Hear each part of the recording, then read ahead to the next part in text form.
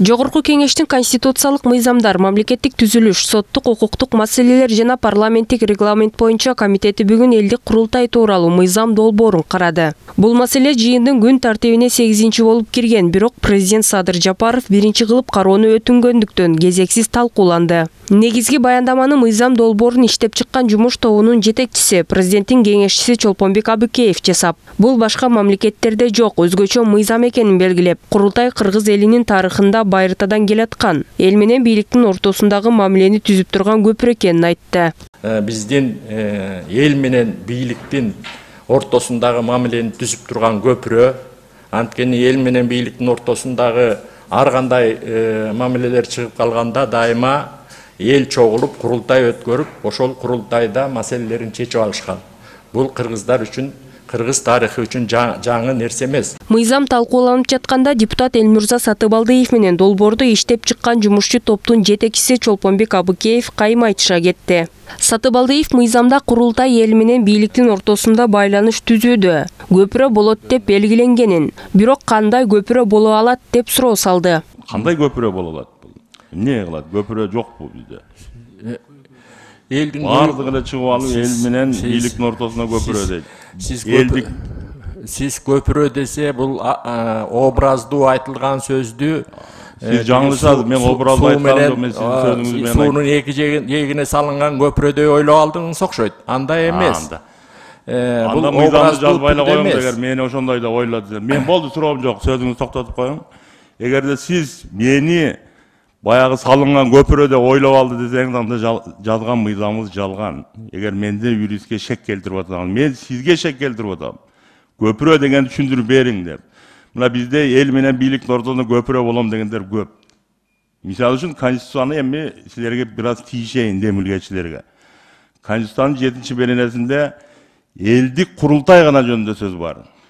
Биз Кыргызстанда, кыргыздар айрыкча өзүбүздүн өкүлчүлүгүбүздөн бери ачып жүргүбүз келет, баягы мектепке чейинчи. Талкууда депутаттар бул мыйзам долбоору жергиликтүү кеңештер сыяктуу органдарга карама-каршы келерин, ал тургай айрым учурларда жокко чыгарарын айтып сындашты. Депутат Жанар Айкаев долбоордогу көпчүлүк пункттарга каршы экенин, элдик курултайдын мүчөлөрүнө ашыкча укуктар берилгенин айтты. Ал бул мыйзам долбоору кабыл алынса, жогорку кеңештин таркап кеткени жакшы деген пикирде. Баш мыйзамда жазылып калгандан кийин элдик курултай макул өтсүн, келсин, президенттин кайрылуусун уксун дагы жакшынакай алып үйлөрүнө тарап кетсин.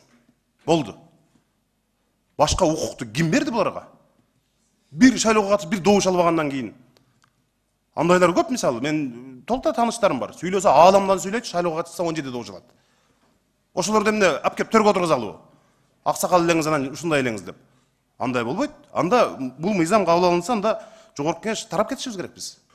Курултайга мүчө болгондор, Замир мырза, сиз дагы айыл өкмөт иштеп келдиңиз. Акимдерди, мэрлерди иштетпейт. Муну жумушка аласың, муну тесиң, болбосо мен сенин маселеңди курултайга алып чыгам дейт. Иштетпейт, жүдөтөт. Келип алып, биз билебиз да.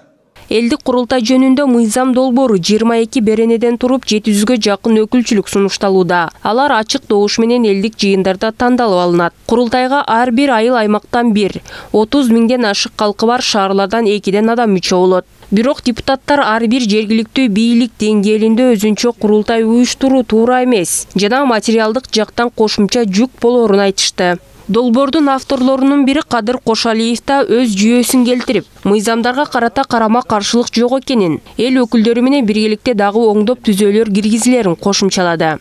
Эми туура айтып атасыздар, биз Конституциядан чыкпайлы. Коомдук болсун, макул. Но ошо коомдук деңгээлдеги дагы Конституцияда тургандай аны мыйзамын кабыл алууга эч кимдин укугу жок. Мыйзам сөзсүз кабыл алыныш керек. Бирок сиздер менен кеңешип, ортого салып туруп ошону Конституцияда кандай жазылса ошо боюнча кетели дегенге биз да макулбуз. Могу курултай маселесин көтөргөндөрдүн ичинен бизден өткөн радикалдар бар. Күч бийлик бутагын эл тарабынан көзөмөлдөш керек дегенди биринчи маселе кылып алып чыккандар толтура. Биз ошолордун ичинен бардык тарабын таразалап, мындай бир эң лоялдуу, баарына макул болгон вариант келип отурат мына жерге.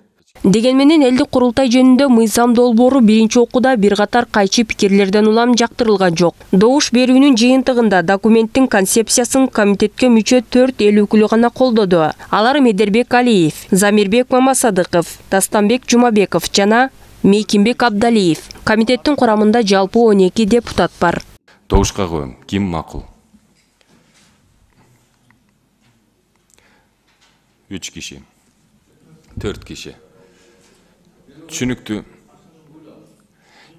Эми ким? Жок, эми уже өтпөй калды да. Жок, бүттү да, уже неметпей калды. Түшүнүктүү. Анда бул маселе боюнча чечилди. Чакырылган кызмат адамдарын келгениңиздерге ыраазычылык.